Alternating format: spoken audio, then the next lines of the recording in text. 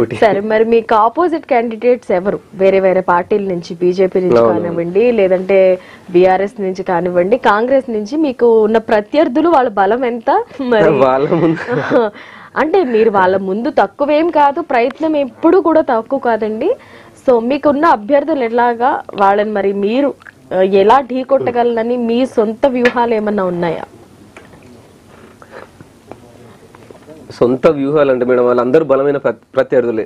BJP నుంచి మన బూరా నరసయ్య గౌడ్ గారు ఉన్నారు, అండ్ కాంగ్రెస్ నుంచి చామల కిరణ్ కుమార్ రెడ్డి, అండ్ బీఆర్ఎస్ నుంచి క్యామ మల్లేష్ గారు ఉన్నారు.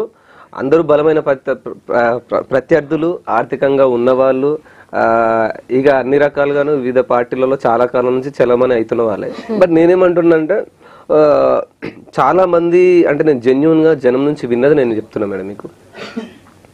ఈసారి నేను ఓటు వేయొద్దు అనుకుంటున్నా, వీలైతే నోటాకేస్తా, అంతేగాని నా ఓటు మాత్రం ఏ పార్టీకి వేయరా బాబు అనుకునే వాళ్ళు ఎవరైతే ఉన్నారో నాతో వాళ్ళు షేర్ చేసుకున్నారు అనమాట. నోటాకేయడం బెటర్, ఎవరికి వేయొద్దు. అప్పుడు నేనేమన్నానంటే, సరే కొట్లాడేంత ధైర్యం అయితే నాకు ఉంది, కొట్లాడేంత ధైర్యం ఉంది, మాట్లాడేంత ధైర్యం కూడా ఉంది, కానీ నా దగ్గర డబ్బులు లేవు. సో నేనేమంటాను, మీ ఓటును వృధా చేయకండి.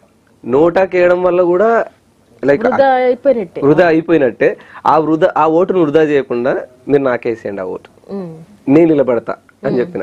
సో స్టార్టింగ్ అందరూ ఏదో జోక్ అంటున్నాడు, మజాక్ అనుకుంటున్నాడు అనుకొని లే అని అన్నారు. బట్ దాన్ని నేను సీరియస్ గానే తీసుకొని వర్కౌట్ చేసిన.